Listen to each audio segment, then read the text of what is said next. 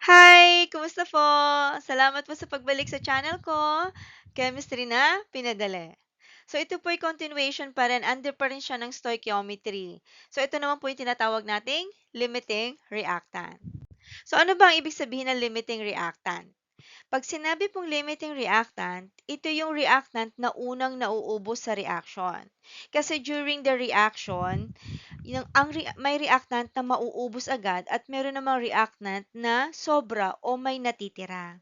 So bakit kailangan malaman ang limiting reactant? Kasi pag naubos ang isa sa reactants, ibig sabihin, tigil ang reaction.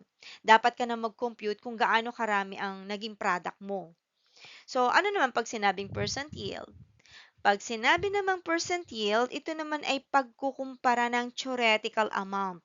Pag sinabing theoretical, ito yung computed amount natin sa stoichiometry. Iko-compare mo siya sa actual na na-produce. Kasi wala namang 100% magkakaparehong theoretical at actual yield. Kasi sa actual, meron at meron lagi yan magiging waste. Para mas makita natin, try natin sa example. So, nitrogen dioxide, NO2, a dark brown gas, can be produced by reacting nitric oxide with oxygen gas. So, ito yung kanyang chemical equation. So, naka-red yung coefficient para mas madaling makita pagka gumawa tayo ng mga mole ratio. So, 2 moles of NO gas reacting with 1 mole of oxygen also in gas form, producing 2 moles of NO2 also in gaseous form. So if 0.886 mole of NO combine with 0.503 mole of O2, determine which is the limiting reactant and then calculate the resulting mass of the product and also compute for the excess reactant. So, anong una natin gagawin? Una, analyze natin ang problem. Ano ba ang mga given? So, meron tayong mole ng NO, meron din tayong mole ng O2. Sabi sa problem, alin daw sa dalawa ang limiting reactant? So, anong gagawin natin?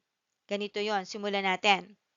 So, ang una mo gagawin, i-compare mo ang mapuproduce na product, NO2, gamit ang kani-kanilang starting materials. So, tingnan mo to. Gaano karaming NO2 product ang kayang ma-produce ng 0.886 mole of NO? Compare mo siya. Gaano naman karaming NO product ang mapoproduce pagka ang ginamit mo naman ay 0.503 mole ng oxygen. So kung alin sa dalawa ang mag-produce ng mas kokonting NO2, yung product ha, yun ang ating magiging limiting reactant kasi siya yung unang naubos. Simulan natin. So gamit ang mole ng NO, compute natin magkanong NO2 ang kaya niyang ma-produce. Paano? Gamit ka ng mole ratio. Galing sa taas. 2 is to 2. 2 mole of NO2 is to 2 mole of NO. So, pag na-cancel to, ang unit mo ay mole na ng NO2. So, ang iyong answer will be 0.886. Ngayon, halimbawa naman, yung oxygen naman ang ginamit mo. I-multiply mo siya sa mole ratio naman ng oxygen is to NO2. So, ano ating ratio? 2 is to 1. 2 mole of NO2 is to 1 of O2. So, 0.503 times 2 divided by 1. Ang ating NO2 na na-produce gamit ang oxygen ay 1.01 mole of NO2. So, between the two, kung dun sa dalawang yan, alin ang mas maliit? Alin ang ating limiting reactant? Yung NO. Since the number of mole of NO is smaller, siya yung ating limiting reagent. Okay? At dahil nung maubos ang limiting reactant, natigil ang reaction. Tigil na rin ang production ng product. So hanggang doon na lang ang reaction. So ang gagamitin natin para makuha naman ang amount ng product ay yung sa limiting reactant na amount of product. So ito siya. 0.886 mole of N2. Ngayon, para makuha natin ang mass, kasi ang tinatanong sa ating problem ay calculate the resulting mass. Ay di yung mole, i-convert mo into mass. How are we going to do that? Ay di, kuhanin mo uli sa periodic table ang molar mass niya. Ito yung molar mass ng NO2 ha, 46 gram per mole. So, pag inansel mo to, kinansel mo to, ang matitira in mass. So, ano ating resulting mass? 40.756 gram of NO2. Okay. So, kung meron tayong limiting reactant, meron din tayong sobra naman. Siya naman yung excess, yung may natirang oxygen. So, compute natin yung nagamit muna na oxygen. So, since dun tayo uli magmumula sa limiting reactant natin. So, for the consumed oxygen, 0.886 mole of NO, kasi yun yung ating limiting. Tingnan natin, makukuha natin kung ilang mole ng oxygen ang nagamit. Gamit uli ang mole ratio. This time, mole ratio ng O2 at NO. Ulitin ko. So, kinuha natin ang mole ratio ng O2 versus NO para makuha natin ang number of moles ng oxygen na nagamit. Ang ating ginamit dito na reference ay yung amount ng NO na limiting reactant.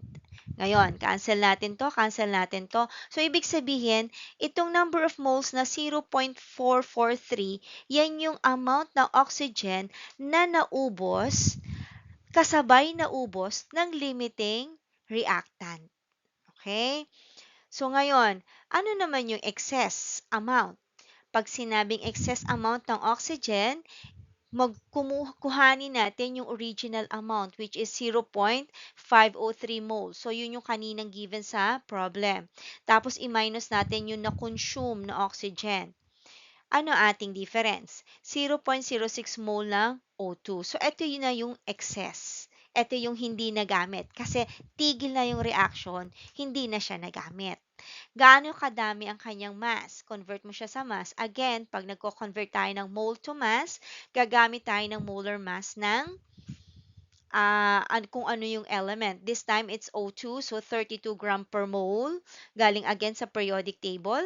So, ang ating mass will be 1.92 gram of O2. Okay? Marami pa tayo dito example ng limiting reactant na problem, pero sapat na yung isa para ma-explain natin kung paano siya kino-compute. Punta naman tayo sa percent yield. Ano naman itong percent yield uli?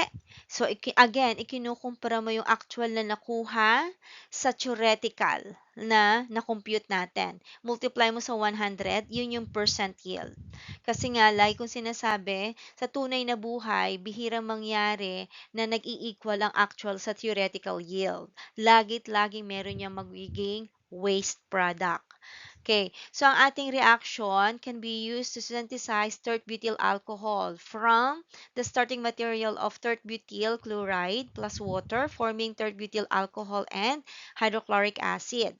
So, meron tayong starting material na 3.09 gram of tert-butyl chloride used. So, yun yung ating starting material. Pero ang ating naging actual yield is 0.0252 moles of tert-butyl alcohol. So, compute for the percent yield.